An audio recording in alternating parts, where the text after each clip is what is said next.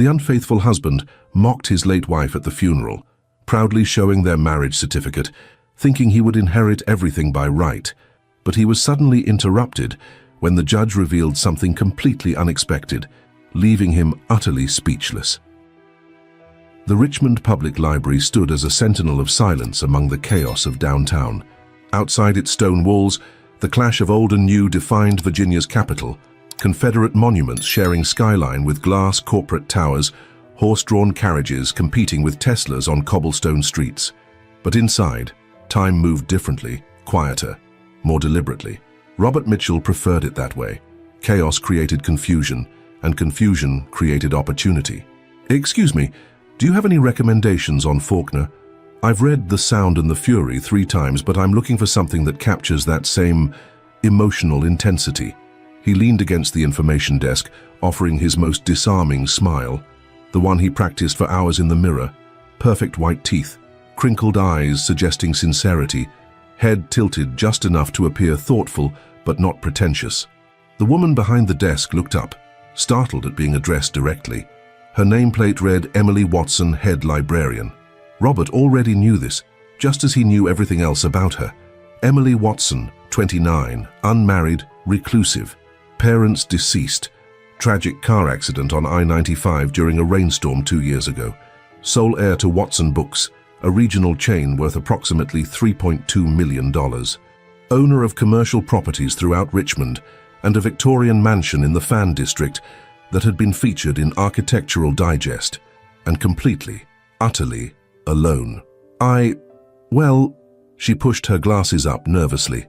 Perhaps As I Lay Dying, though it's quite different in structure, or maybe Light in August would be closer to what you're looking for. Robert maintained eye contact for 3 seconds, long enough to suggest interest without intimidation. I'll try both. Your passion for literature is refreshing. He ran his fingers through his dark hair, perfectly styled to look carelessly tousled. Most people I meet only want to talk about insurance rates and policy exclusions. You sell insurance? Emily asked, her voice barely above a whisper. Life insurance, ironic, isn't it? I spend my days helping people prepare for death, then come here during lunch to remind myself about living. He gestured toward the books surrounding them. These are more alive than most people I meet. This was the line he'd rehearsed most carefully, the hook designed specifically for Emily Watson, whose psychological profile he'd pieced together through careful observation and strategic conversations with bank tellers, baristas at her favorite coffee shop, and the doorman at her building who was surprisingly chatty for $20. That's a beautiful way to think about literature. Her pale cheeks flushed slightly. I'm Robert, by the way, Robert Mitchell. He extended his hand, noting how she hesitated before taking it, how her fingers trembled slightly. Touch-starved. Perfect. Emily. Her handshake was brief, almost apologetic. Well, Emily, I hope you don't mind if I come back and pick your brain about books. It's hard to find someone who truly understands Faulkner. She smiled then, a genuine smile that transformed her unremarkable features into something almost pretty. I'd like that. Walking away with the recommended books, Robert suppressed a smirk. Phase 1 complete. In his downtown apartment, modern, minimalist, and meticulously designed to project success without ostentation, Robert opened his laptop.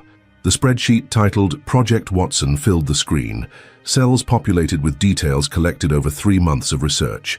Estimated net worth, $3.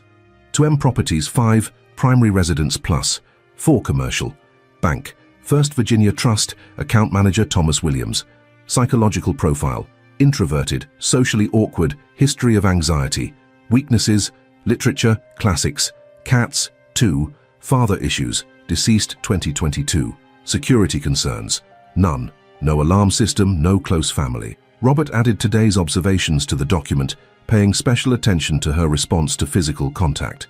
Emily Watson was proving to be the perfect mark, wealthy enough to be worth the effort, isolated enough to be vulnerable, and emotionally starved enough to be manipulated. His phone buzzed with a text from Jessica. Dinner tonight? He declined with a quick message. Busy with work. Rain check? Before returning to his research. Jessica was becoming too attached anyway. A 26-year-old flight attendant with daddy issues and a penchant for married men, she had served her purpose as entertainment, between more lucrative ventures. It was time to focus. 2 years of his life dedicated to relatively small cons had yielded moderate success but nothing transformative. Credit card scams targeting divorcees, investment schemes aimed at retired widowers, all profitable but ultimately unsatisfying. Emily Watson represented something different. A legitimate chance at financial independence, the ultimate con. 3 weeks later, Robert sat across from Emily at lamplighter coffee, discussing The Great Gatsby with practiced enthusiasm. "That's what fascinates me about Gatsby," he said, leaning forward. "His reinvention. The idea that we can become something entirely new if we want it badly enough." Emily cradled her mug with both hands. "But it destroyed him in the end, only because he built his new life around Daisy. He tied his transformation to someone else instead of doing it for himself." Robert paused, allowing vulnerability to creep into his expression. "I think that's the trap we all fall into, looking for external validation when the only person who needs to approve of our changes is ourselves." He watched her absorb this, noting how she unconsciously mirrored his posture. The mirroring had begun 2 weeks ago, a promising sign that his conditioning was working. "What were you before?" she asked suddenly. "Before you became who you are now?" The question startled him. Most Marks never probed deeply. They accepted the persona he crafted without question.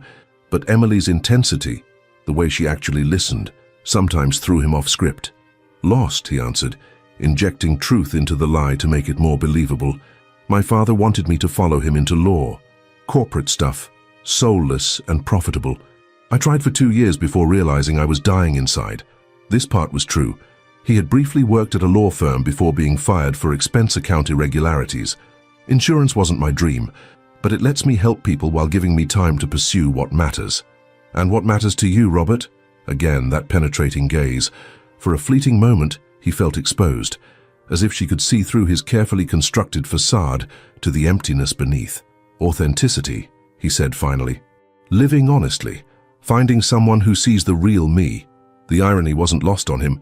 Emily's Victorian mansion in the Fan District was exactly as the property records described. 4,200 square feet of historic charm, with original hardwood floors, decorative moldings, and a wraparound porch where Emily now sat beside him, watching the sunset over Richmond's skyline. "My parents bought this house when I was 12, she said, sipping her wine.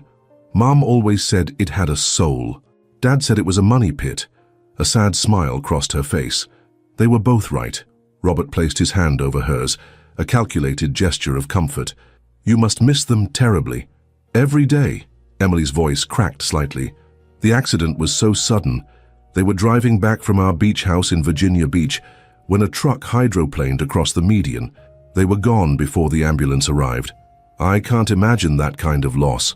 Robert squeezed her hand, noting how she leaned slightly toward him. "Were you close?" "With Mom, yes. Dad was complicated.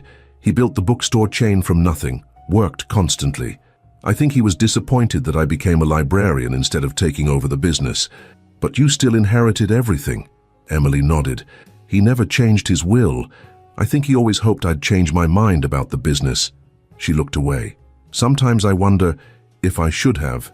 Maybe if I'd been more like him, he would have loved you more," Robert finished softly. Tears welled in her eyes. "Is that terrible? To think that way about someone who's gone?"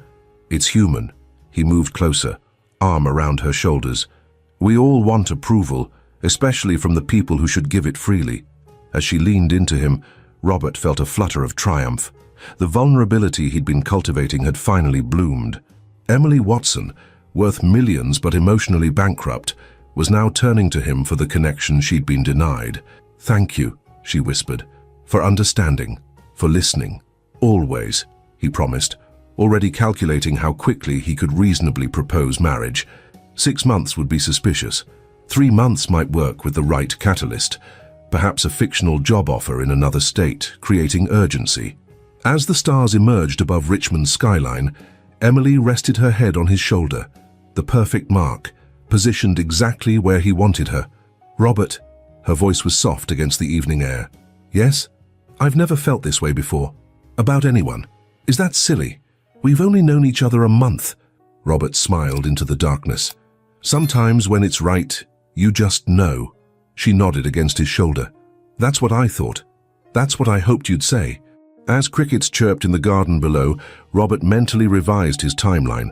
Perhaps 3 months was conservative after all. With the right pressure, the right words, he might accomplish in weeks what would normally take months. Emily Watson was falling in love, and Robert Mitchell was already counting the money. 8 weeks felt like an appropriate mourning period for Jessica. Robert deleted her increasingly desperate texts without reading them, focused entirely on accelerating his timeline with Emily. Their whirlwind romance progressed with strategic precision. Dinner at Le Maire in the historic Jefferson Hotel, weekends exploring Charlottesville vineyards, intimate evenings discussing literature in her Victorian parlor, each interaction meticulously designed to deepen her emotional dependency. By week 12, he suggested moving in to save on rent. Emily hesitated initially, concerned about appearances, but ultimately acquiesced when he framed it as a practical decision rather than an emotional one. "You have 6 empty bedrooms," he reasoned, with a carefully calibrated laugh. "I'm basically paying $100 to $800 a month to store my clothes 15 minutes away." The proximity allowed Robert to study Emily's routines more thoroughly. He catalogued everything: her prescription medications, mild anxiety, nothing that affected judgment; her sleep patterns, light sleeper, occasional insomnia; her financial habits, surprisingly frugal despite her wealth, preferred cash for small purchases.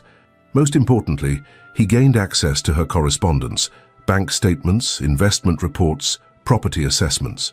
The Watson fortune was even more substantial than his initial research suggested.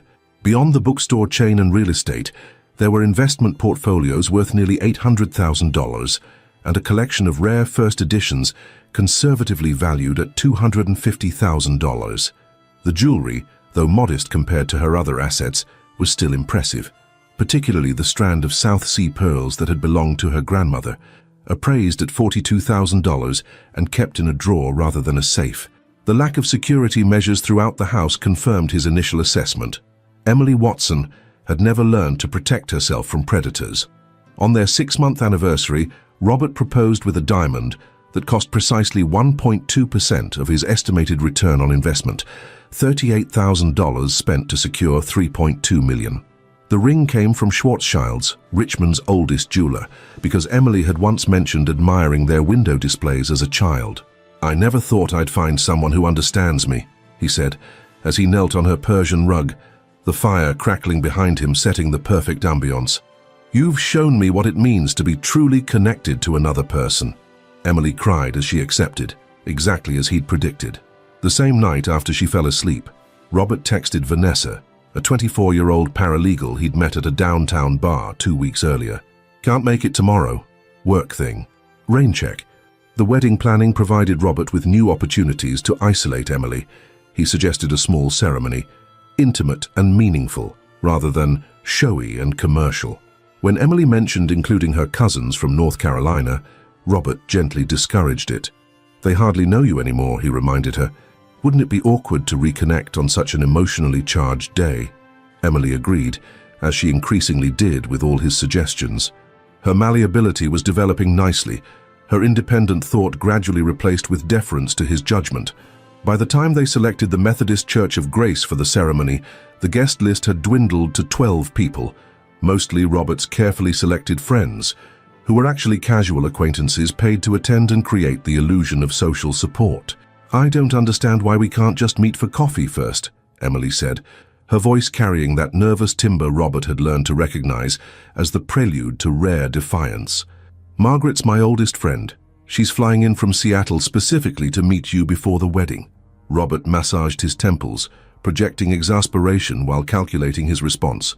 Margaret Collins represented the most significant threat to his operation, a childhood friend with no connection to Richmond, no way to have been vetted or neutralized beforehand. "Sweetheart, I've got back-to-back meetings with the Henderson account. Millions in potential commissions." He softened his expression. "But you're right. Your friendship matters. What if I join you both for dinner instead? I'll make reservations at Shagbark." The expensive restaurant was a calculated choice, public enough to require civil behavior from all parties, upscale enough to impress, and loud enough to prevent detailed conversation. Emily's face brightened. "That would be perfect. Thank you for understanding." He kissed her forehead. "Always." Later that night, while Emily showered, Robert researched Margaret Collins thoroughly. LinkedIn profile: Director of Special Collections at Seattle Public Library. Instagram: sporadic posts about rare books, hiking and her Labrador Retriever.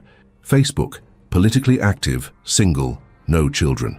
Most concerning was her education: undergraduate degree in literature, followed by a master's in library science, and, unexpectedly, a law degree from University of Washington.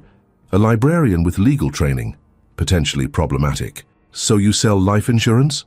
Margaret's penetrating gaze reminded Robert of district attorneys he'd encountered during his brief legal career. That must be fascinating. Shagbark's ambient lighting cast flattering shadows across their table, but did nothing to soften Margaret's obvious skepticism. Tall, angular, with short grey-streaked hair and rimless glasses, she projected competence and suspicion in equal measure. "It's really about helping people protect what matters most," Robert replied smoothly. "Emily's helped me see that the work has meaning beyond the commission structure." Margaret's eyebrow arched slightly. "And how exactly did you two meet again?" "The library," Emily interjected, reaching for Robert's hand across the table. "He asked about Faulkner." "Faulkner." Margaret's tone remained neutral, but her eyes narrowed imperceptibly. "Which work specifically?" Robert maintained his practiced smile. "The Sound and the Fury." "His favorite," Emily added. "Interesting choice," Margaret said. "What drew you to that particular novel, Robert?" He recognized the trap immediately. Margaret was testing him, probing for authenticity. "The fractured narrative perspective," he answered without hesitation, drawing on research conducted months earlier. "The way Faulkner forces readers to piece together reality from unreliable narrators. It's like life, we never get the complete picture, just fragments filtered through subjective experience." Margaret nodded slowly, her expression unreadable, well articulated. The conversation progressed through dinner, with Margaret asking seemingly casual questions that Robert recognized as carefully structured interrogation. Where did he grow up? Baltimore, a city large enough to make verification difficult. Previous relationships? A fabricated long-term girlfriend who died of leukemia, discouraging further inquiry. Family? Estranged from his alcoholic father, mother remarried and living in Arizona.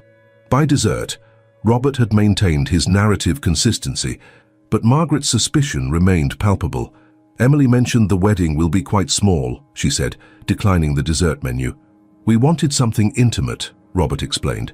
"Emily deserves a day focused on our commitment, not social obligations." So thoughtful.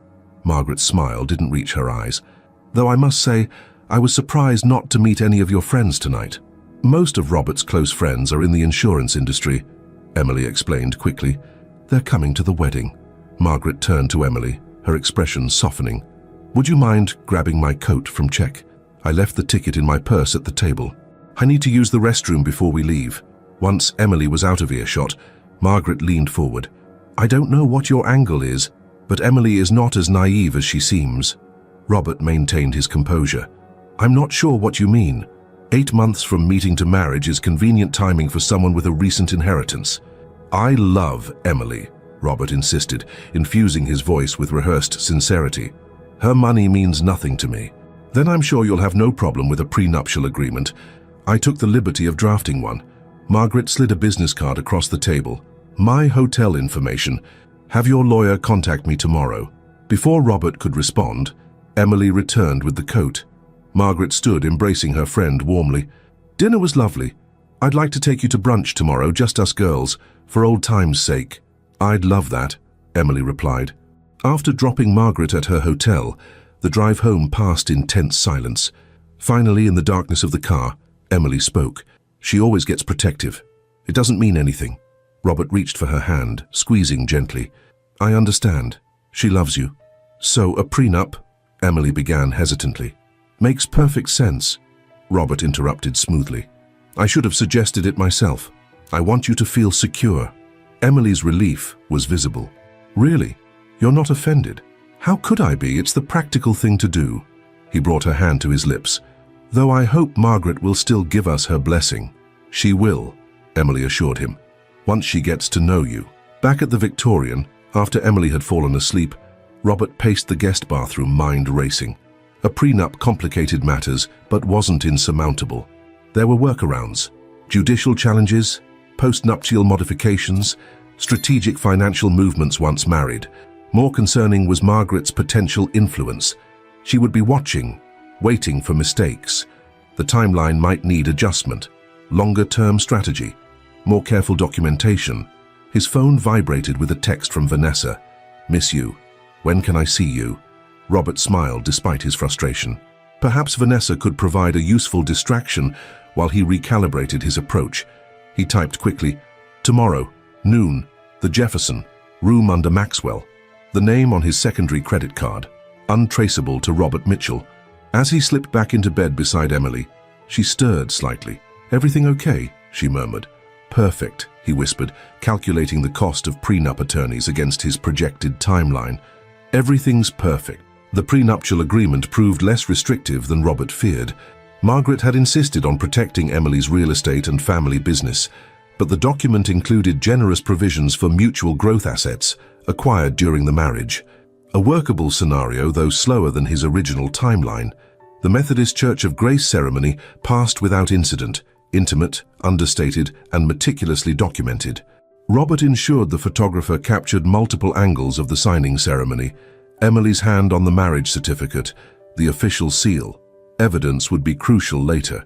Their honeymoon, a carefully budgeted trip to Napa Valley, allowed Robert to begin implementing Phase 2, joint accounts. A household operating fund first, then investment accounts with right of survivorship. Small, incremental steps toward financial integration. By their first anniversary, Robert had achieved moderate success. Emily maintained separate ownership of the Victorian and her parents' business, but their day-to-day finances had become thoroughly entwined. More importantly, Emily's dependence had deepened, emotional, practical, and increasingly physical, as persistent fatigue began to affect her daily activities. "I'm sure it's just anemia," she insisted, sipping ginger tea at the breakfast table, her complexion alarmingly pale. "My mother had it too."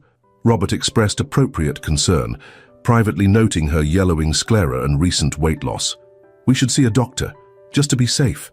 The appointments began innocuously enough. Blood work, ultrasounds, consultations with increasingly specialized physicians.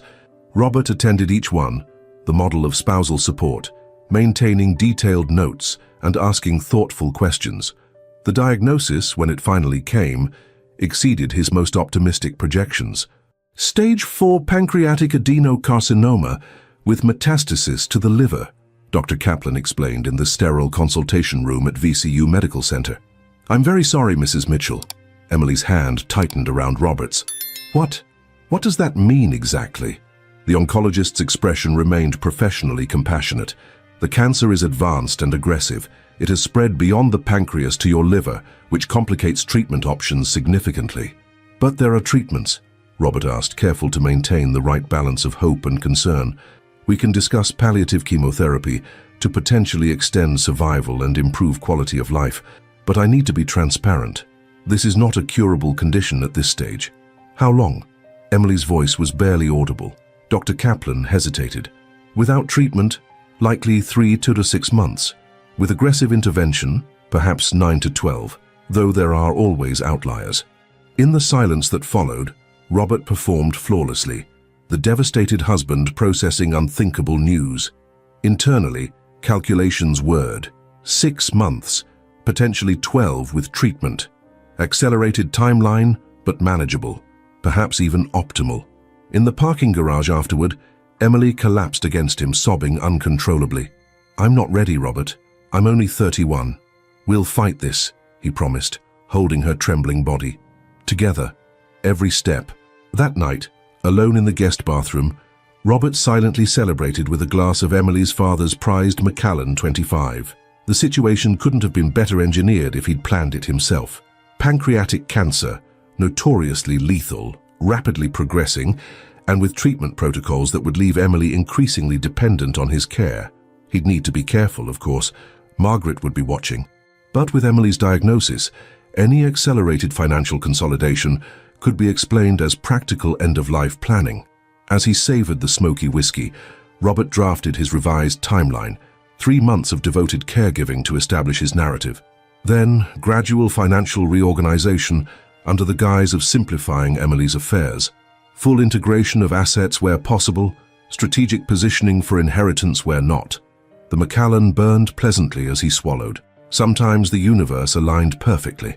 "I've taken family medical leave," Robert announced over breakfast 2 weeks later. 3 months, possibly extendable. The company was very understanding. Emily looked up from her untouched toast, eyes rimmed with the red of persistent tears. "But your clients have been reassigned temporarily." He squeezed her hand. "You're what matters now." The reality, carefully concealed from Emily, involved no such understanding. Robert had been skating on thin ice at Richmond Mutual for months, his sales numbers declining as he focused on his private agenda. The leave request provided a convenient exit strategy. He'd been planning to resign anyway, once Emily's assets were secured.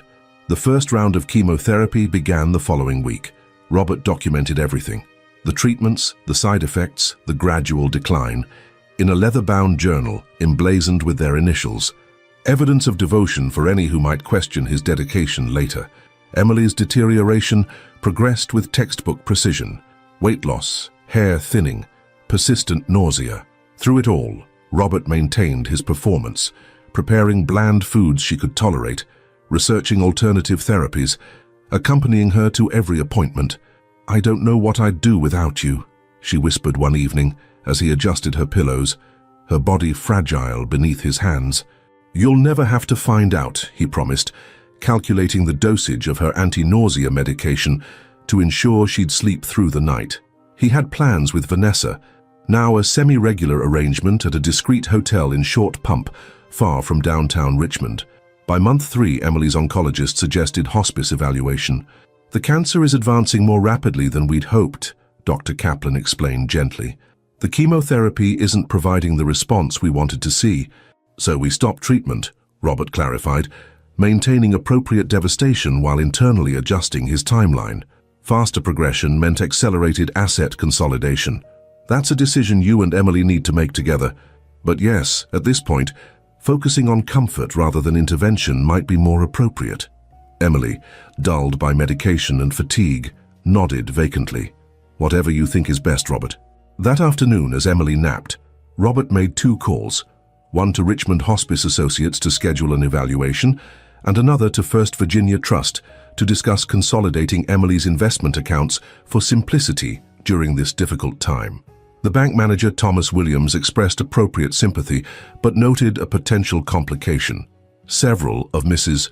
Mitchell's larger accounts have specific trust provisions that would require judicial approval for modification, especially during end-of-life circumstances.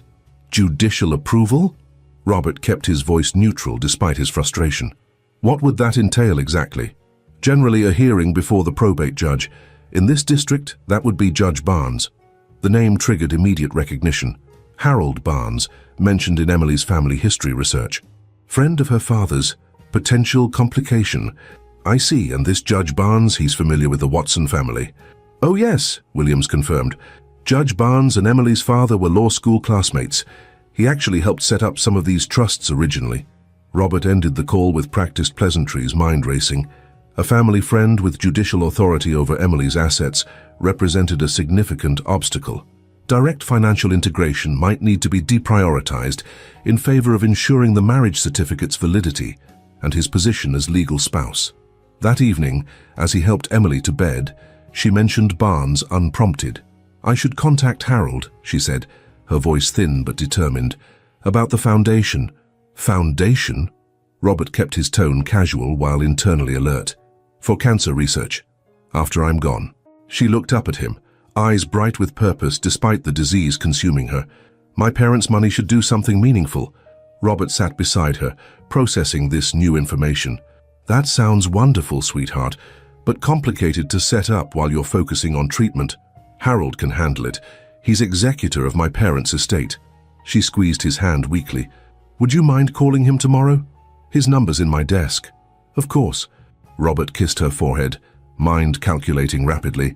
An executor with pre-existing authority over Watson assets was problematic, very problematic. The next morning, instead of calling Barnes, Robert contacted his own attorney, a discreet specialist in estate litigation retained months earlier as contingency planning. I need to understand exactly what rights a spouse has in Virginia when foundations are established during terminal illness, he explained carefully. Hypothetically speaking, the answers were not encouraging. Virginia recognized charitable intent as legally significant, especially with established patterns of philanthropy. The Watson family's history of charitable giving, combined with judicial oversight from a family connection, created substantial barriers. Robert's revised strategy took shape over the following weeks, as Emily's condition deteriorated further. Direct financial control might be limited, but Virginia's spousal inheritance laws still provided significant opportunity. Even with charitable designations, a legal spouse had rights that could be leveraged, particularly with the right documentation of marital devotion. The leather journal grew thicker. Robert added heart-wrenching entries about their love, fictional conversations about their future together, promises made at Emily's bedside. He took photographs of himself caring for her, sleeping in the chair beside her hospital bed, preparing her medications. Evidence, narrative, the foundation for claims of emotional suffering and compensation later. By month 5, Emily rarely left her bedroom. The hospice nurse visited daily, managing pain medications and providing comfort care. Robert performed his role flawlessly, earning admiration from the medical staff and Emily's few remaining friends. "You're an angel," the day nurse told him. "Most husbands couldn't handle this level of care." Robert accepted the compliment with appropriate humility, waiting until she left before checking his watch. He had dinner reservations with Vanessa at 8B, a necessary release from the performance of grief that consumed his days. That night, returning slightly intoxicated from his rendezvous, Robert found Emily awake and unexpectedly lucid, a common phenomenon in late-stage cancer that hospice had warned might occur. "I've been thinking about us," she said, her voice stronger than it had been in weeks. Robert immediately shifted into character, taking her hand. "What about us, sweetheart? You've given up so much to care for me. Nothing that matters compared to you." Emily smiled sadly. "We both know that's not entirely true." She paused, gathering strength. "I want you to know it's okay. After I'm gone, I mean, to find happiness again." Robert blinked back manufactured tears. "Emily, I can't. Please, let me say this while I still can." Her fingers tightened slightly around his. "Promise me you'll live fully, that's all I want." The irony was almost too perfect. Emily unknowingly giving permission for exactly what he'd planned all along. Robert stored the conversation carefully in memory, another scene to document in the journal, evidence of her blessing for his recovery after her death. "I promise," he whispered, kissing her papery cheek. The first snow of November dusted Richmond 2 weeks later. Emily, drifting in and out of consciousness, commented on its beauty from her window. By morning, 3 inches had accumulated on the Victorian's gabled roof. At 6:42 a.m., as dawn barely illuminated the white landscape, Emily Watson Mitchell took her final breath, her hand clasped in Robert's, exactly as he'd planned for optimal dramatic effect when recounting the story later. He allowed himself exactly 3 minutes of genuine relief before calling hospice, his voice breaking appropriately as he reported her passing. The performance of grief had officially begun, and the payoff was finally within reach. The machinery of death moved with well-oiled efficiency. Blyle's funeral home, Richmond's oldest and most prestigious, dispatched a removal team within the hour. Robert, performance perfected, stood sentinel in the bedroom doorway as they transferred Emily's body to the gurney, his face a careful mask of stunned grief. "Would you like a moment alone before we proceed, Mr. Mitchell?" the funeral director asked with practiced compassion. Robert nodded mutely, waiting until the room cleared before approaching Emily's body. In the privacy of that final moment, he allowed himself a brief, genuine smile. "Thank you for making this so easy," he whispered, straightening his features before rejoining the waiting staff. The next 48 hours unfolded according to Robert's meticulously crafted script. Funeral arrangements at Blyle's most expensive chapel. Burial plot selection at Hollywood Cemetery, alongside Richmond's historic elite. Newspaper obituary highlighting Emily's devoted husband, prominently in the second paragraph. The guest list, however, required strategic expansion beyond the small circle Emily had maintained in life. Robert contacted distant Watson relatives excavated from Emily's address book, former colleagues from the bookstore chain, university acquaintances she'd mentioned in passing. anyone with enough connection to feel obligated to attend, but not close enough to question the narrative he'd constructed. "Emily would want you there," he told each one, voice appropriately strained. "She spoke of you often." Most importantly, he personally called Judge Harold Barnes, circumventing the judicial assistant who had repeatedly blocked his earlier attempts at contact. "Judge Barnes," Robert began, manufacturing a slight tremor in his voice. "This is Robert Mitchell, Emily's husband." "Yes, Mr. Mitchell, my condolences on your loss." The judge's tone remained professionally detached. "Thank you. Emily always spoke highly of your friendship with her father." Robert paused deliberately. "She had mentioned wanting to discuss a foundation with you before the end. I'd be grateful if we could continue that conversation, to honor her wishes." The calculated humility achieved its desired effect. "Of course. We can speak at the service. The viewing is tomorrow evening at Blyleys, 7 to 9. I'll be there." "Perfect." The judicial obstacle would attend, observe Robert's performance as the grieving widower, and hopefully be sufficiently impressed to facilitate rather than hinder the transfer of assets. Worst case, the interaction would provide intelligence on Barnes's potential resistance. For the viewing itself, Robert selected a Tom Ford suit, appropriately somber, yet subtly signaling the prosperity he anticipated. The funeral director suggested displaying personal items beside the casket. Robert provided Emily's favorite edition of The Great Gatsby, a first edition worth $18,000 that would discreetly return to his possession afterward, her grandmother's pearls, already appraised for resale, and framed photographs of their wedding, evidence of their legal union prominently displayed. By 6:30 the evening of the viewing, everything stood ready.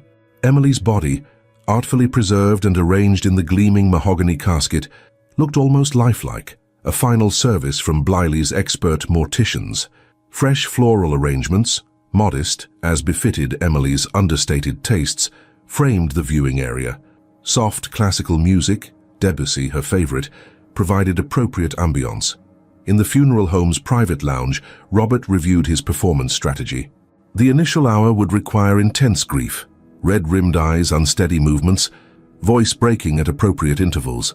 As the evening progressed, he would transition to quiet dignity, accepting condolences with gentle gratitude, perhaps sharing carefully selected anecdotes about their brief marriage. The flask of Macallan in his inner pocket would facilitate the transition, enough to dull the tedium of performance without compromising control. Timing would be crucial. Too early, and his subsequent behavior might raise eyebrows. Too late, and he'd miss the opportunity to assess Judge Barnes's position on the estate. The first attendees arrived precisely at 7. Robert greeted them at the chapel entrance, expression carefully calibrated to communicate devastation, temporarily mastered for social necessity. The performance began flawlessly. "She never complained even at the end," he told Emily's second cousin, dabbing at dry eyes with a monogrammed handkerchief. "Her courage was extraordinary." By 7:45, the chapel had filled beyond Robert's expectations. Emily's quiet influence apparently extended further than he'd realized. Former library patrons, university professors, employees from the bookstore chain, all arrived to pay respects to a woman whose gentle presence had touched them in ways Robert had never bothered to investigate. The increased audience demanded greater performance precision. Robert modulated his grief accordingly, allowing himself to be comforted by elderly Watson relatives, accepting murmured platitudes with appropriate gratitude. At 8:15, with the first discreet sip of Macallan warming his stomach, Robert spotted Judge Harold Barnes entering the chapel. Taller than expected, with silver hair and the rigid posture of former military, Barnes moved with deliberate dignity toward the casket. Robert approached, hand extended. "Judge Barnes, thank you for coming." Barnes nodded solemnly, his handshake firm and brief. Emily was a remarkable young woman. Her father would have been proud of her grace during illness. "She spoke of you with great respect," Robert replied, the practiced lie flowing smoothly. "Particularly your guidance on her parents' estate matters." Barnes studied him with unsettling directness. "I wasn't aware Emily had discussed those details with you." "We had no secrets," Robert countered, maintaining eye contact despite the judge's evident skepticism, especially toward the end. Before Barnes could respond, funeral home staff approached with logistical questions, creating a natural interruption. Robert excused himself, promising to continue their conversation later. The judge's scrutiny had been unexpected, sharper, more assessing than anticipated. Another sip of Macallan seemed prudent. By 8:30, the Macallan had mellowed Robert's performance edges. The funeral director signaled that attendees were gathering for the brief service. Robert took his position in the front row, accepting sympathetic touches from passing mourners with appropriate solemnity. The service passed in predictable platitudes.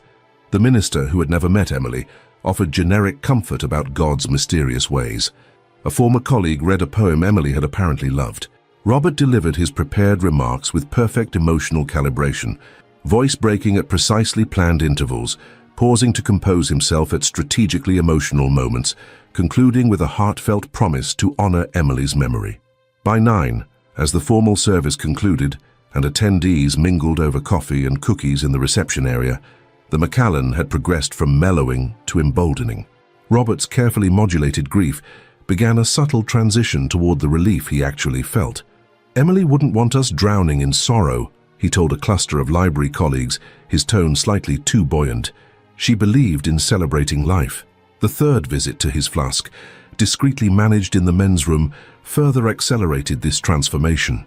Robert found himself laughing softly at a reminiscence shared by Emily's undergraduate roommate, not the appropriate chuckle of bittersweet memory, but the unburdened laugh of someone without actual grief. "You know what Emily told me last month?" he said to the increasingly uncomfortable roommate. "That I shouldn't waste time mourning, that I should live fully." He leaned in, slightly unsteady. Those were her exact words. Live fully. The roommate excused herself quickly. Robert barely noticed, his attention shifting to a group of Watson family members discussing Emily's charitable interests. "She was always so generous," an elderly aunt remarked. "Just like her father. Generosity was her defining quality," Robert agreed, inserting himself into the conversation with alcohol-enhanced confidence. "I've been thinking about how to honor that. Perhaps a foundation. That would be lovely," the aunt nodded. "Of course, organizing something like that takes time," Robert continued, surveillance momentarily abandoned. "And there are practical considerations in the meantime. The estate is substantial." The family members exchanged glances. Robert, perceiving their discomfort but misinterpreting its cause, attempted to lighten the moment. "Sorry, bad timing to discuss finances. Plenty of time for that later when we're all, less sad." He extracted himself from the increasingly awkward conversation, flask calling again. In the momentary privacy of the hallway, Robert allowed his mask to slip entirely, shoulders relaxing from their grief-stricken hunch, face settling into its natural, calculating lines. "Robert," the voice startled him mid-sip. Margaret Collins stood at the hallway entrance, her expression unreadable. "Margaret," he hastily pocketed the flask. "I didn't know you were coming." "Clearly." Her gaze was clinical, assessing. "You seem to be handling your grief with remarkable resilience." Robert recalibrated instantly, posture slumping, expression crumpling into practiced pain. "It comes in waves. One moment I'm functional, the next." "Save the performance," Margaret interrupted coldly. "There's no audience here except me." The alcohol had compromised his adaptive speed.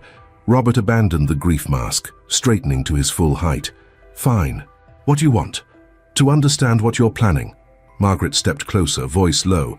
"Because whatever scheme you've concocted, it won't work." "There's no scheme," Robert countered, summoning indignation. "I'm burying my wife. Your wife, who conveniently had terminal cancer 8 months after your wedding, whose fortune you've been circling like a vulture." The accusation, while accurate, triggered genuine anger. "You never gave me a chance. You decided I was a fraud from the moment we met." "Because you are." Margaret's tone remained even, controlled. "Emily may not have seen it, but I recognized the pattern immediately. The rushed courtship, the isolated ceremony, the convenient timing." Robert's alcohol-loosened restraint slipped further. "You have no idea what I've been through these past months. The caregiving, the sleepless nights, the sacrifices?" Margaret supplied. "Is that the word you're searching for? The great sacrifices you made while waiting for a young woman to die so you could claim her money?" Something in her tone, the absolute certainty, the complete lack of doubt, triggered a recklessness in Robert. Reaching into his suit jacket, he extracted the folder he'd prepared for meeting with the estate attorney the following day. "You think you understand everything," he said, voice hardening. But you missed the most important detail. We were legally married. He extracted the marriage certificate, waving it with alcoholic flourish. This piece of paper is worth $3 million, Margaret. $3 million. While you were judging me from Seattle, I was building legal claim to everything Emily had. Margaret's expression remained unnervingly steady. Is that what you think a marriage certificate means? A guaranteed payout? In the state of Virginia, as legal spouse, I have rights to her estate regardless of what you or anyone thinks of my motives. Robert tapped the document. This is my insurance policy, my guaranteed return on investment. Investment? Margaret's voice dropped to a whisper. That's how you saw her. An investment. A successful one. The McAllen had fully compromised his strategic caution now. 2 years of my life for financial independence. Emily got what she wanted. Someone to hold her hand while she died. I get what I wanted. Everybody wins. Margaret's gaze shifted over Robert's shoulder. Judge Barnes, I believe you wanted to continue your conversation with Mr. Mitchell. Robert froze. Alcohol dulled reflexes, preventing immediate recovery. Turning slowly, he found Harold Barnes standing in the hallway, expression granite. Judge, Robert began, desperately recalibrating. I was just expressing to Margaret how overwhelmed I feel by the legal aspects of Emily's passing. Barnes stepped forward, eyes fixed on the marriage certificate still in Robert's hand. May I see that document, Mr. Mitchell? Too committed to refuse, Robert handed it over, mind racing through recovery scenarios. Emily and I were married at Grace Methodist. Small ceremony, as she preferred. Barnes examined the certificate carefully, his judicial detachment giving nothing away. I see. As her legal husband, I'm hoping we can discuss her wishes regarding the foundation she mentioned, Robert continued, attempting to regain narrative control. After an appropriate mourning period, of course. The judge looked up from the document, expression unreadable. This discussion might be better continued with legal counsel present, Mr. Mitchell. Perhaps we could meet at my chambers tomorrow, 10 o'clock? A promising development. Private meeting rather than public confrontation. Robert nodded, relief evident. Of course, thank you, Judge. Barnes returned the certificate with judicial formality. My condolences again on your loss. As the judge walked away, Robert turned to Margaret, triumph replacing caution. Looks like the legal system recognizes what you refuse to accept. Margaret's expression remained oddly composed. We'll see. Robert tucked the certificate back into his folder, alcoholic confidence fully restored. You know what Emily told me before she died? That she wanted me to be happy, to move forward. I'm sure she did, Margaret replied quietly. Emily always saw the best in people, even when it wasn't there. The remark stung more than Robert expected. You never knew her like I did. No, Margaret agreed, turning to leave. I knew her better. Watching her walk away, Robert felt a momentary flicker of unease beneath his alcoholic confidence. Margaret's composure suggested she knew something he didn't, a possibility his strategic mind couldn't dismiss despite the McAllen's influence. But the marriage certificate remained securely in his possession, the legal cornerstone of his claim. Whatever Margaret thought she knew, whatever suspicions Judge Barnes might harbor, the document established his rights under Virginia law. Tomorrow's meeting would confirm his position. Tonight, he could finally shed the performance of grieving husband and begin planning his new life. Robert straightened his tie, smoothed his expression, and returned to the reception area to make his final appearance as the devoted widower, a role he would gladly abandon once the assets were secured. The end was finally in sight, and it had all been worth it. The Blyleys' reception area had thinned considerably when Robert returned from his confrontation with Margaret. Only a dozen mourners remained, clustered in small conversational groups. The reduced audience demanded less performance precision, allowing Robert to maintain a simplified version of grief while the McAllen continued its pleasant work. Most attendees offered final condolences and departed quickly, sensing the appropriate conclusion of the evening. By 10:30, only 5 people remained. 2 elderly Watson cousins murmuring over coffee, the funeral director discreetly checking his watch. Judge Barnes engaged in quiet conversation with a silver-haired woman Robert didn't recognize, and Margaret standing apart, watching him with unsettling focus. Robert approached the funeral director, voice appropriately subdued. I think we can conclude for the evening. Thank you for everything. Of course, Mr. Mitchell. Will you be returning in the morning before the casket is sealed? The question caught Robert unprepared. Another appearance hadn't been factored into his schedule. He'd planned to meet with his attorney at 9, then proceed to Judge Barnes's chambers at 10. Is that customary? Many spouses want a final private moment, the director explained, but it's entirely your decision. An opportunity for performance enhancement. What time would be appropriate? We open at 8. The interment at Hollywood Cemetery is scheduled for 1 o'clock. I'll be here at 8, Robert confirmed, calculating how to compress his attorney meeting. The funeral director nodded and withdrew to begin closing procedures. Robert turned toward the exit, eager to escape Margaret's scrutiny and prepare for tomorrow's crucial legal discussions. Before he could leave, however, Judge Barnes intercepted him. Mr. Mitchell, a moment of your time. Robert modulated his expression to appropriate solemnity. Of course, Judge. I've been speaking with Mrs. Henderson. Barnes gestured toward the silver-haired woman who approached with deliberate dignity. She was Emily's mother's closest friend and remains the family's attorney. An unexpected complication. Robert extended his hand automatically. A pleasure to meet you despite the circumstances. Caroline Henderson's handshake was brief and clinical. Mr. Mitchell, Emily spoke of you. The ambiguous statement hung uncomfortably. Robert maintained his grieving husband persona despite growing internal alarm. A family attorney hadn't appeared in his research or Emily's occasional mentions of legal matters. Mrs. Henderson and I were discussing Emily's charitable intentions, Barnes continued.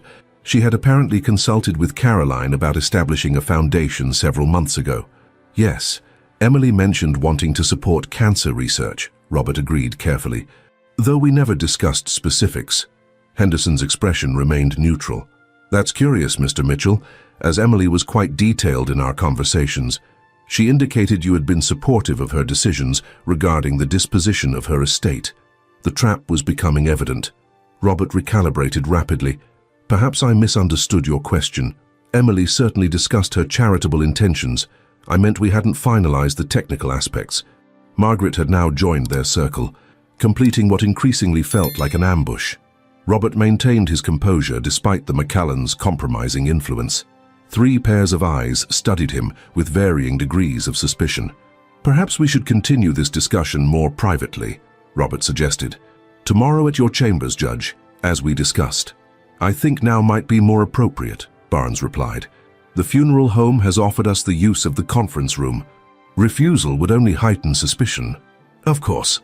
The 4 proceeded to a wood-paneled room adjacent to the chapel. Robert took a strategic seat facing the door, a psychological advantage and practical escape route if necessary. The others arranged themselves opposite him, an unconscious tribunal formation. Judge Barnes spoke first. Mr. Mitchell, I'll be direct. There are concerns about your understanding of your legal position regarding Emily's estate. My understanding is based on Virginia law regarding spousal inheritance, Robert replied evenly. While I'm aware Emily may have made charitable designations as her legal husband, I have certain protected rights. If you were her legal husband, Margaret interjected. Robert turned toward her with practiced patience.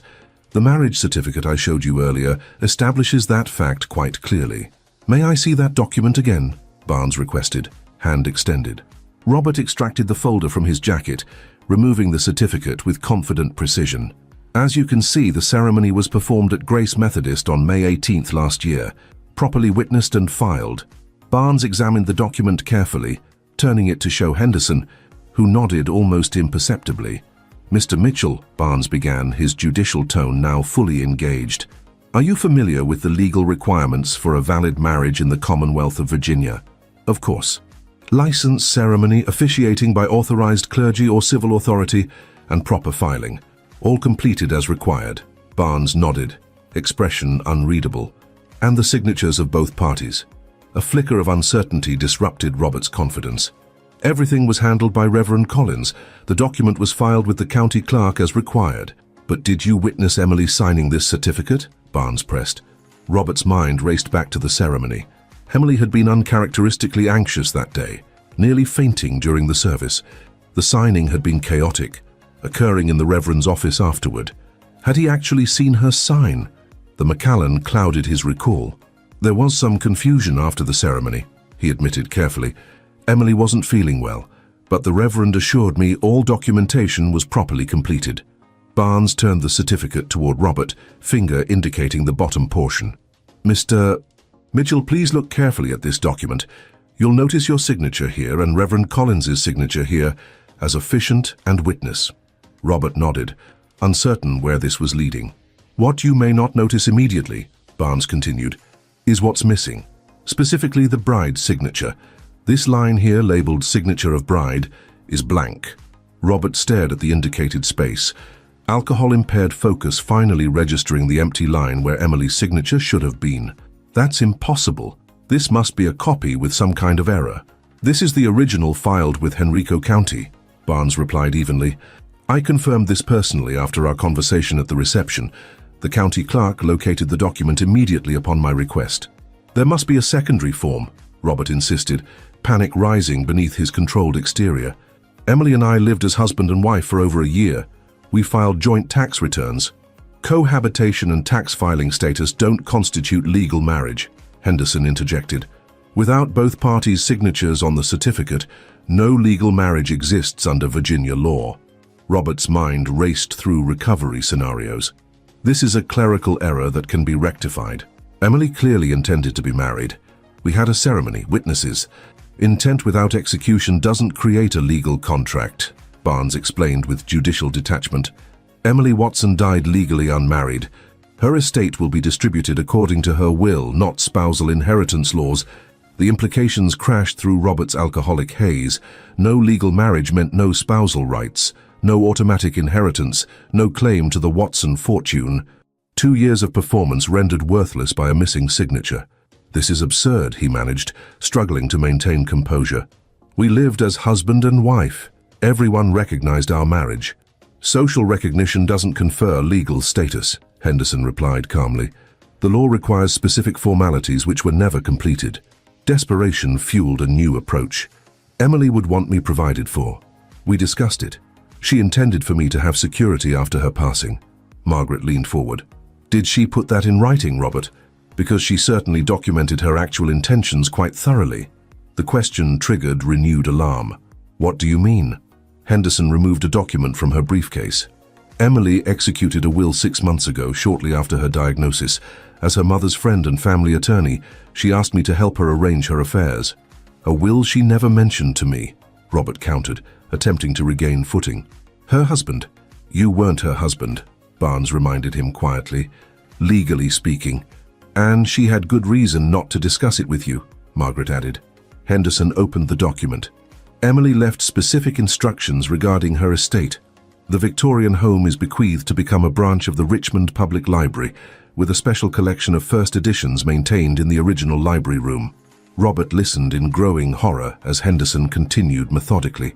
The Watson Books chain is to be sold, with proceeds establishing the Emily Watson Foundation for Pancreatic Cancer Research. Her investment portfolios are designated for library science scholarships at her alma mater. The only personal bequest is her grandmother's pearls, which go to Margaret Collins. The systematic dismantling of Robert's expected windfall rendered him momentarily speechless. Every asset, every account, every piece of property, all directed away from him with surgical precision. This can't be legal, he finally managed. As the person who cared for her through illness, I have rights.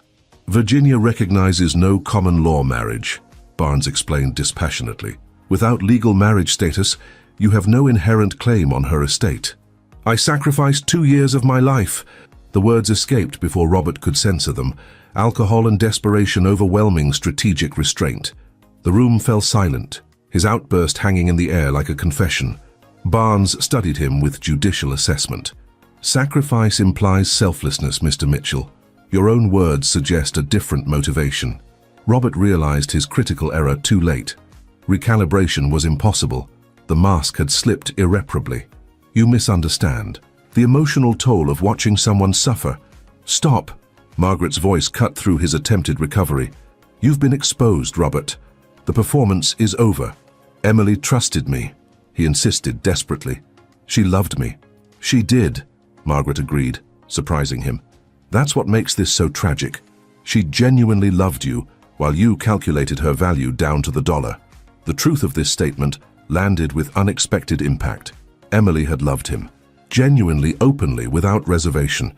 The realization triggered an unfamiliar sensation, not quite guilt, but a hollow recognition of opportunities squandered. He'd had something real and failed to recognize its value beyond monetary assessment. The momentary introspection vanished as survival instincts reasserted control. This isn't over. There are legal remedies, challenges that can be filed. Henderson shook her head slightly. Emily anticipated potential challenges. The will includes clear statements regarding her awareness that you weren't legally married and her explicit intention to provide for charitable causes rather than you personally. She knew. The question escaped involuntarily. Not initially, Margaret explained, but she began to have suspicions during her illness. Your occasional absences, phone calls you took privately, small inconsistencies in your attentiveness. She asked me to investigate, Henderson added. Discreetly. The missing signature on the marriage certificate was discovered during that process. Robert struggled to process this revelation. Emily, quiet, unassuming Emily, had orchestrated her own counter-strategy while appearing to trust him completely. The ultimate con artist outplayed by his supposedly naive Mark. Why continue the charade? He demanded. If she knew I wasn't legally her husband, why maintain the pretense? She wanted to understand your true intentions, Margaret replied quietly. Whether you would reveal the truth yourself, perhaps try to rectify the situation honestly.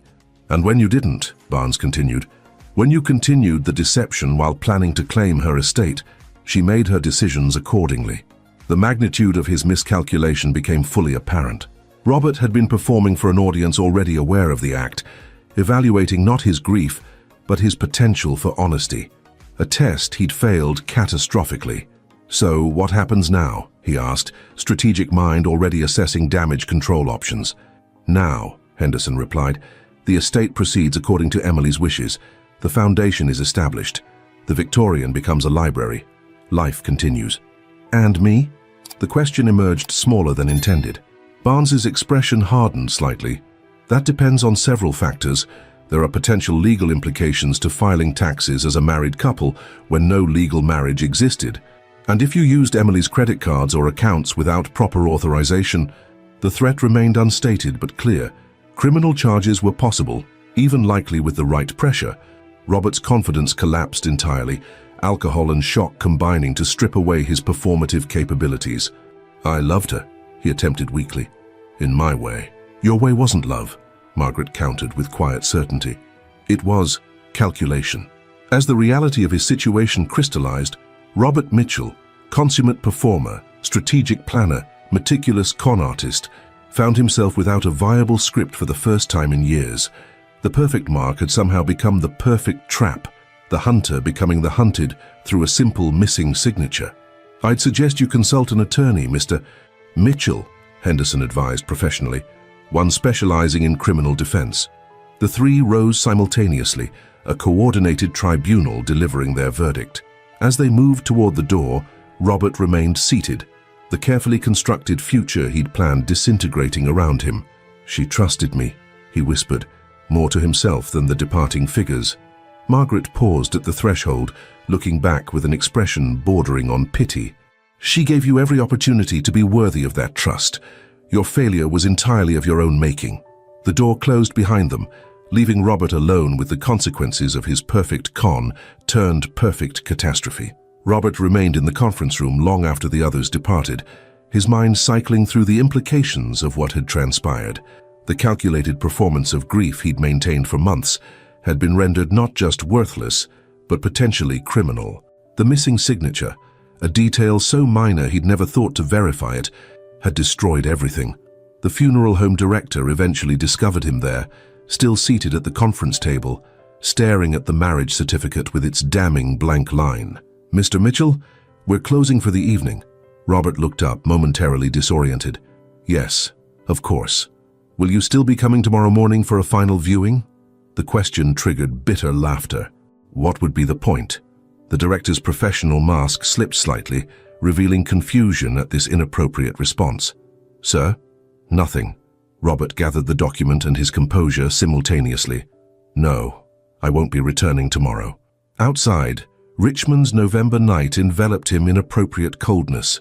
The Victorian mansion, Emily's Victorian, never truly his, loomed as an immediate practical problem. His keys would still work tonight, but for how much longer? He needed to collect his possessions, his documentation, his evidence of the life he'd constructed with Emily before Henderson implemented whatever security measures the will dictated. Instead, Robert drove to the Jefferson Hotel bar. The historic establishment's dark wood and leather offered anonymous comfort for men in crisis, a role it had played in Richmond for generations. He ordered a double Macallan and retreated to a corner table to assess his options. The financial damage was catastrophic. 2 years invested in Emily Watson, with anticipated returns of $3.2 million, now yielded nothing. Worse than nothing, potential criminal liability. His bank account contained barely $18,000, the remnants of his legitimate income from Richmond Mutual before taking leave. His credit cards approached their limits after months without income. More pressing was the reputation damage. By morning, the story would spread through Richmond's insular social circles, the fortune hunter exposed at his wife's funeral, the con artist outmaneuvered by his supposedly naive Mark. His name would become toxic in Virginia financial circles. No insurance firm would touch him after this. No wealthy widow would consider him trustworthy. Geographic relocation would be necessary. Perhaps Atlanta or Charlotte. Large enough for anonymity but still culturally familiar, he'd need to rebuild his identity, his credentials, his approach. Start over with more careful target selection and documentation verification. But first, he needed to survive the immediate crisis. Legal representation was the priority. Criminal charges for tax fraud and credit card misuse could be defended with appropriate counsel. He could claim ignorance of the marriage certificate's deficiency, insist he believed himself legally married when filing taxes and using Emily's accounts. The inheritance issue was lost, but freedom and future opportunities could still be salvaged. Robert pulled out his phone, searching for criminal defense attorneys in Richmond.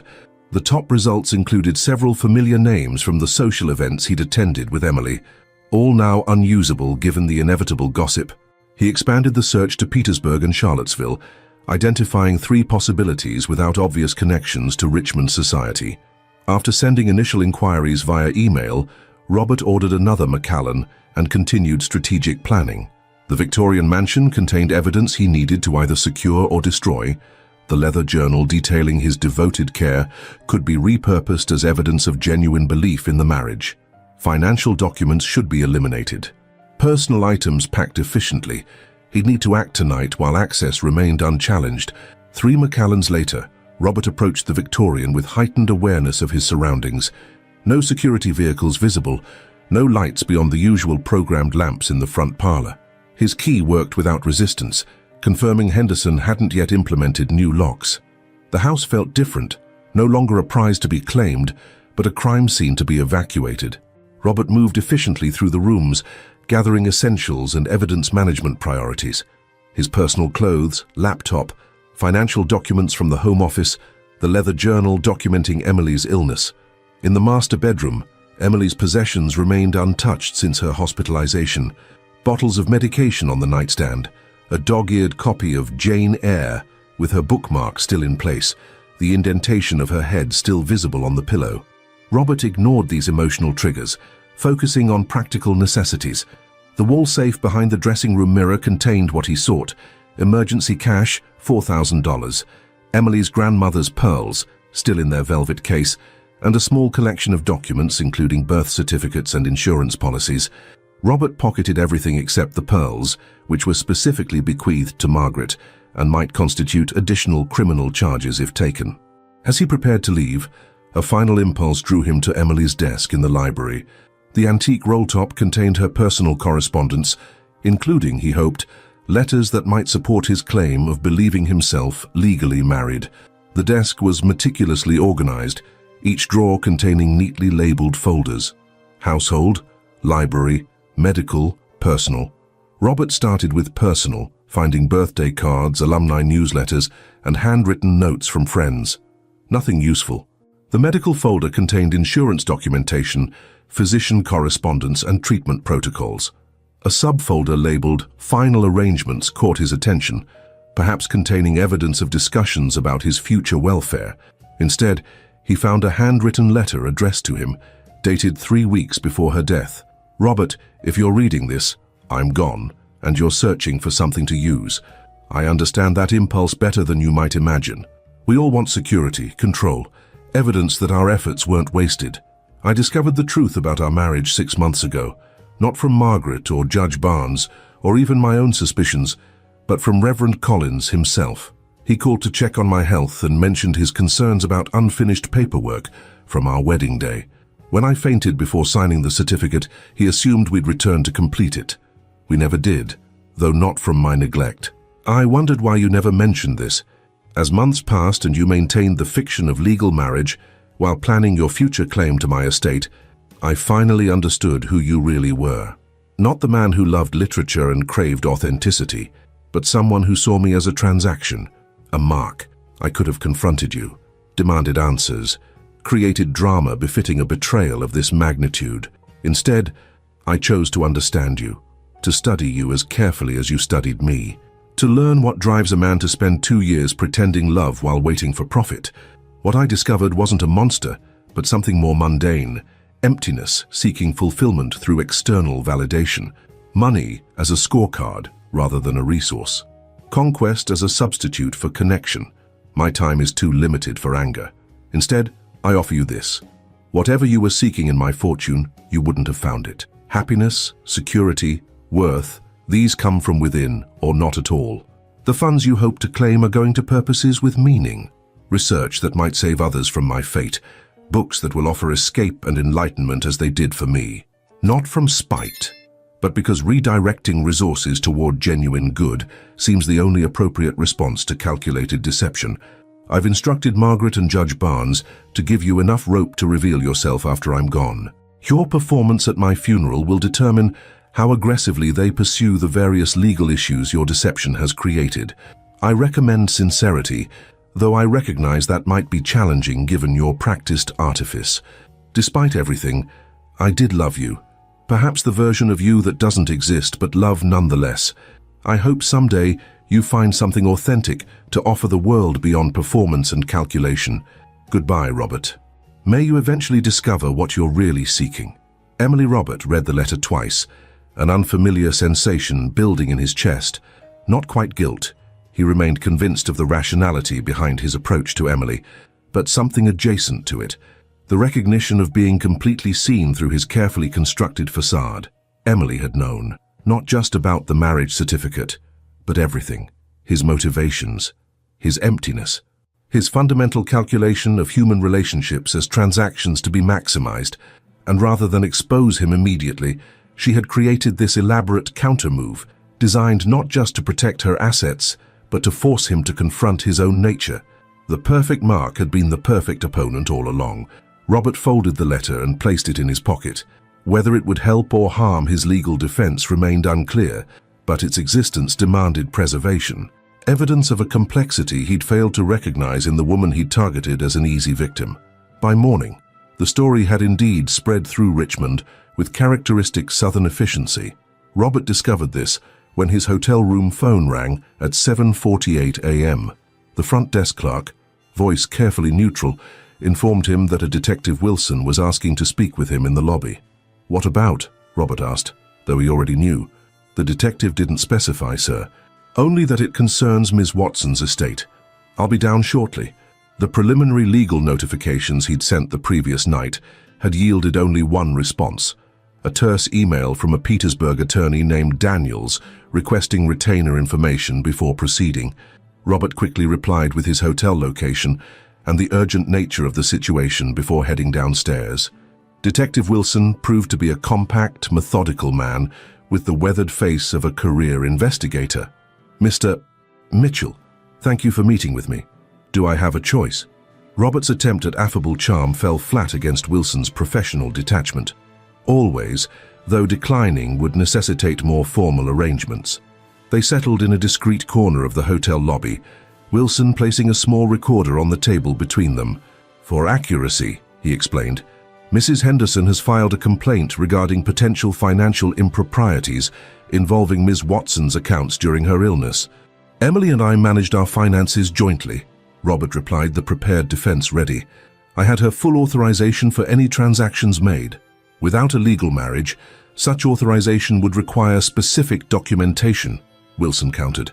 Power of attorney, joint account agreements, written authorizations. I believed we were legally married. The missing signature was an administrative oversight I was unaware of. Wilson nodded without commitment.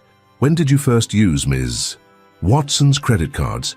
The precision of the question suggested Henderson had provided specific transaction details. Robert calculated quickly. I don't recall exactly. We considered our finances merged after the wedding. The first transaction appears to be at Schwarzschild Jewelers, June 8th last year, approximately 3 weeks after your ceremony. A purchase of $38,000 for a diamond ring. Robert maintained his composure despite the trap becoming evident. The engagement ring was a surprise. I used Emily's card because we were combining finances. She approved the purchase afterward. Yet the card remained in your wallet rather than being returned. As I said, we managed finances jointly. Wilson consulted his notes. Over the following 14 months, you made approximately $142,000 in purchases using Ms. Watson's personal accounts. Clothing at Alton Lane, dinners at La Mer and Shagbark, hotel charges at the Jefferson. All with Emily's knowledge and approval, Robert insisted. Ask any of the staff at those establishments. We frequently visited together. Not all visits included Ms. Watson, Wilson noted. The Jefferson Hotel records indicate 14 separate room charges when Ms. Watson was demonstrably elsewhere, at medical appointments, according to her treatment records. The noose tightened. Robert's mind raced through implications. Vanessa, Jessica, others, all potentially traceable through hotel records and surveillance footage. I used the room for private work meetings, he attempted. The insurance business requires discretion with certain clients. Wilson's expression suggested complete disbelief. Richmond Mutual confirms you took leave 8 months ago and haven't conducted official business since. I was transitioning to independent broker status while caring for Emily, without licensing documentation filed with the State Insurance Commission. Each question revealed more comprehensive preparation than Robert had anticipated. Henderson, Barnes, and now Wilson had coordinated an airtight case, leaving him minimal defensive maneuverability. I'd like to speak with my attorney before continuing, Robert said finally. Wilson nodded, unsurprised. Of course. I should inform you that in addition to potential fraud charges related to Ms. Watson's accounts, we're investigating tax filing irregularities, insurance application misrepresentations, and potential identity theft issues. Identity theft? The charge was unexpected. Credit accounts opened in Ms. Watson's name without proper authorization. The investigation is ongoing. Wilson handed Robert his card. Please have your attorney contact me directly. And I should mention, a judicial hold has been placed on your passport pending resolution of these matters. The detective departed, leaving Robert in the hotel lobby with the ruins of his carefully constructed plan scattered around him. The immediate future now contained police interviews, court appearances, and potential incarceration, rather than wealth management and relocation. By afternoon, the Richmond Times-Dispatch website featured the story prominently. Fraudulent marriage revealed at funeral of local heiress. The article detailed Emily's illness, the discovery of the invalid marriage certificate, and the dramatic confrontation at Blyle's funeral home. Robert's name appeared throughout, including mentions of the ongoing police investigation into financial improprieties. His phone began ringing with journalists seeking comment. Hotel management discreetly suggested he might be more comfortable at another establishment, given the situation. Attorney Daniels from Petersburg emailed to withdraw his preliminary interest in the case, citing conflict concerns after reviewing media reports. By evening, local television news had expanded the story with interviews from sources close to the Watson family, describing the calculated deception perpetrated against a vulnerable cancer patient. Footage showed the Victorian mansion with caption, "Future home of Emily Watson, Memorial Library Wing." Robert watched from a significantly less prestigious hotel room on Richmond's outskirts, the only accommodation he could secure without media recognition. The carefully constructed identity he'd created, successful insurance executive, devoted husband, grieving widower, had collapsed completely, replaced by alleged con artist and suspected fraudster. Meanwhile, Emily's legacy grew with each news cycle.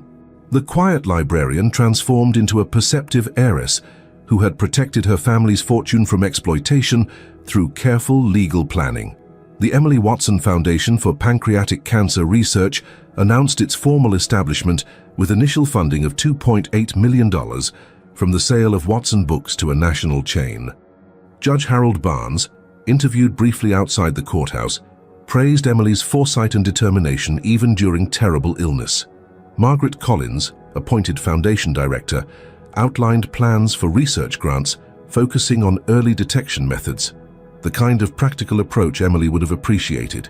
A week after the funeral, as Robert met with a public defender to discuss the mounting legal challenges, the Richmond Public Library announced the dedication ceremony for the Emily Watson Rare Books collection to be housed in the Victorian Mansion's original library room.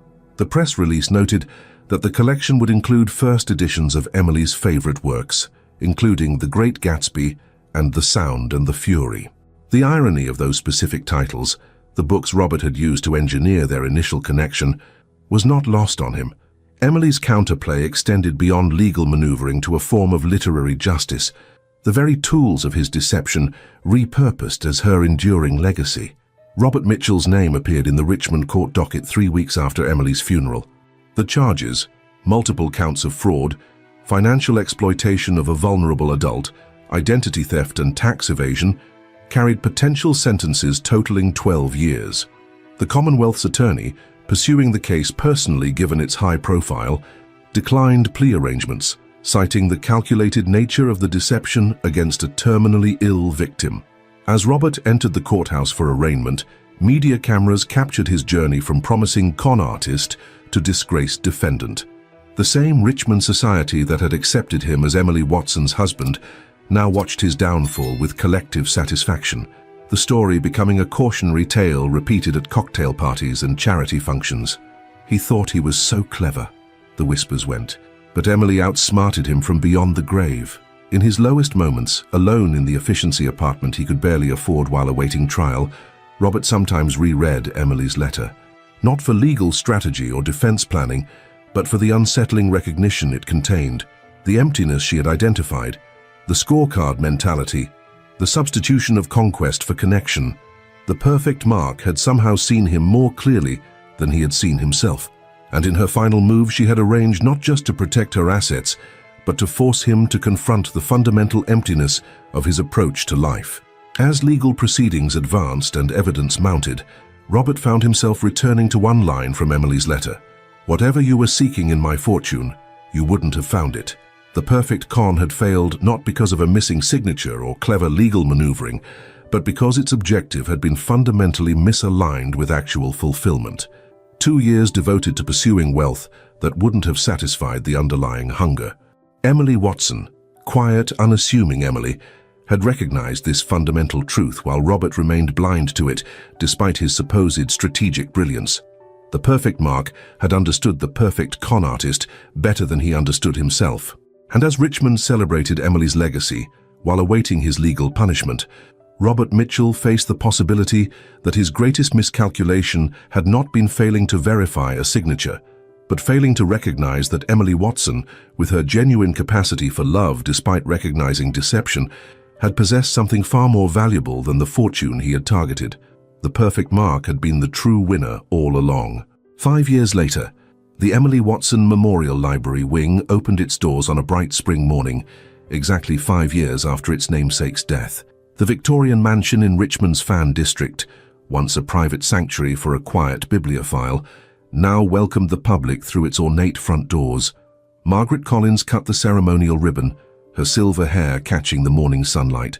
At 63, she had retired from her Seattle position to oversee Emily's legacy full-time, serving as both foundation director and curator of the rare book collection housed in what had once been Emily's personal library. Emily believed that books create bridges between souls, Margaret told the assembled crowd.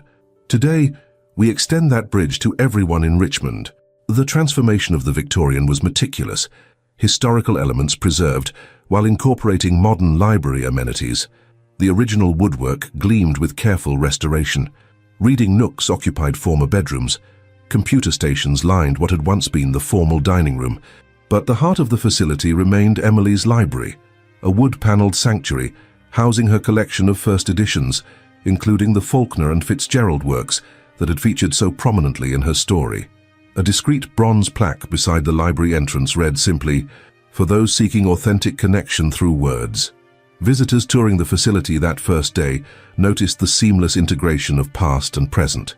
Emily's grandmother's pearls, returned from evidence lockup after the trial, rested in a small display case alongside her library card and favorite bookmark. Photographs showed her as a child beside her parents in the original Watson bookstore, as a university student surrounded by library stacks, and as a young professional at her Richmond Public Library desk. Conspicuously absent was any image of Robert Mitchell. Emily's brief marriage had been erased from the official narrative, mentioned only obliquely in educational materials, as a legal challenge to her estate that was resolved through Emily's careful planning.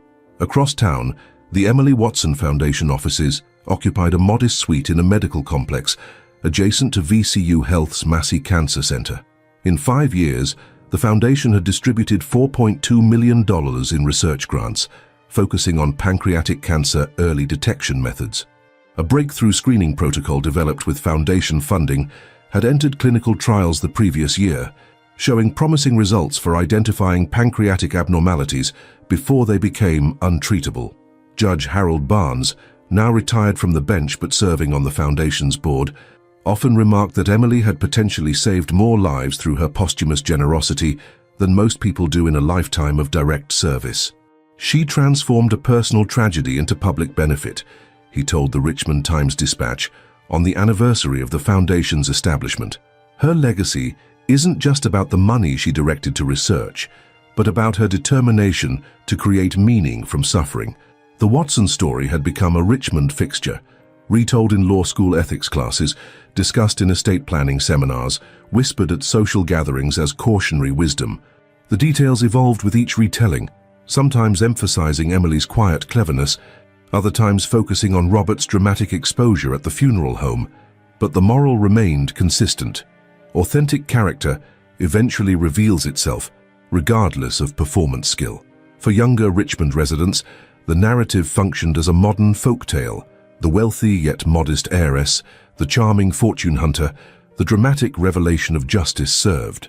Local theatre groups occasionally staged dramatic readings of court transcripts from Robert's trial, the most damning evidence producing audible reactions from audiences even years after the events. The Emily Watson collection of Southern American literature became a nationally recognized archive, drawing scholars from prestigious universities. The Victorian Mansion's library room, with its floor-to-ceiling bookcases and leather reading chairs, featured prominently in architectural magazines celebrating the adaptive reuse of historic homes. Richmond embraced Emily posthumously, with an intensity that would have undoubtedly embarrassed her in life. Her birthday became an annual event at the library wing, featuring readings from her favorite works and fundraisers for literacy programs. A small scholarship in her name supported library science students at her alma mater. The Watson family plot at Hollywood Cemetery, once a modest arrangement of stones, became a regular stop on Richmond historical tours, with guides narrating the dramatic tale of the heiress who outsmarted a con artist from beyond the grave. And Robert Mitchell, the man who had orchestrated the elaborate deception, received 8 years in Virginia's correctional system after a highly publicized trial that featured damning evidence from his own journal, hotel receipts documenting his infidelities, and testimony from bank employees he had manipulated for information about Emily's accounts. Released after serving 5 years, Robert emerged into a world where his name generated immediate recognition throughout Virginia and instant search results nationwide.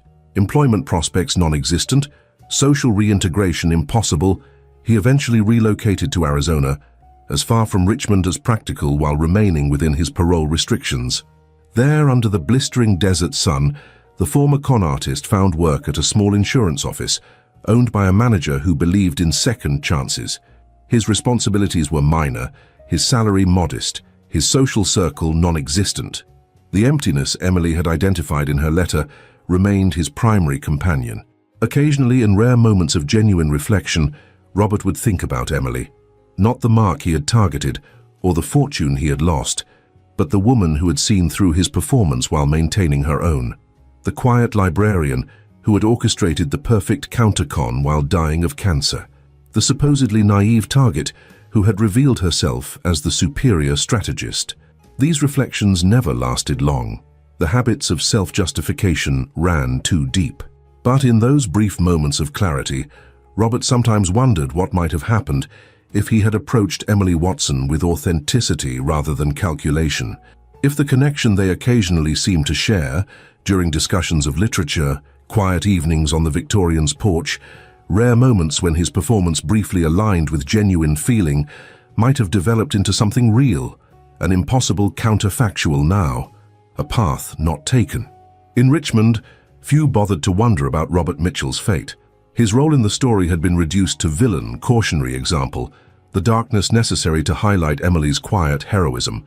His name appeared in psychological articles about sociopathic charm and predatory relationship patterns, his techniques dissected in fraud prevention seminars.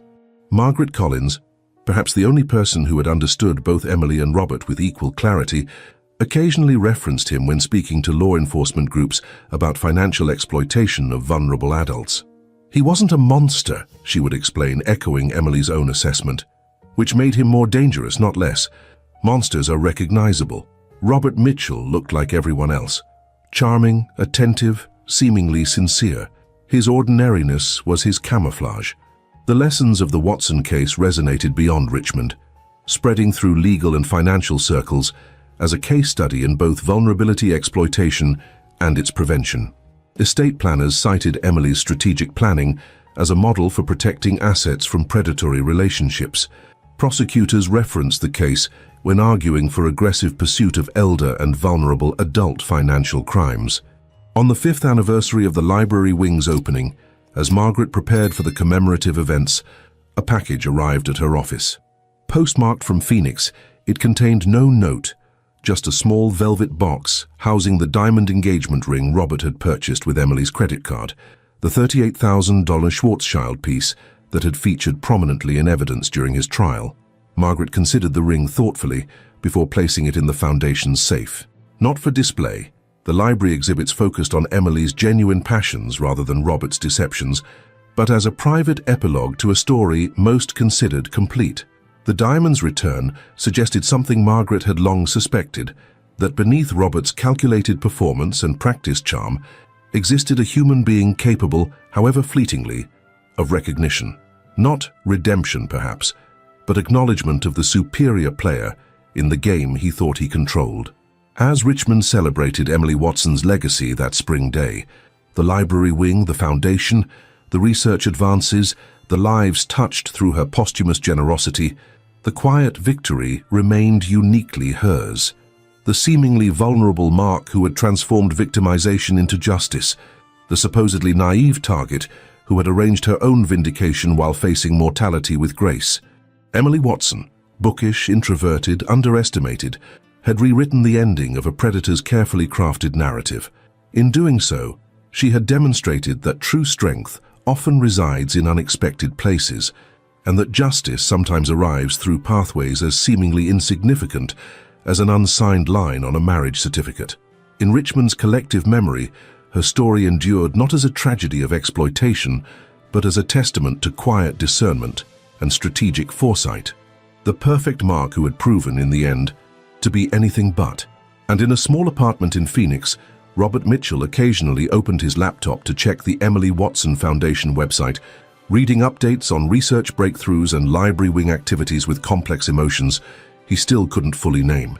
The game had concluded years ago. The perfect Mark had made the perfect move. All that remained was the recognition, however reluctant, that in their brief intersection of lives, Emily Watson had seen Robert Mitchell with complete clarity, while he had seen only what he wished to see. Perhaps that, in the end, was justice enough. If this story touched your heart, and you want to keep following inspiring and moving stories, be sure to check out our upcoming videos. Subscribe to our channel and turn on notifications to stay updated on new content that can brighten your journey and provide valuable insights. Join us and keep exploring stories that truly matter. I'm sure the next video that pops up on your screen will touch you as well, so click on it now and we'll see you there.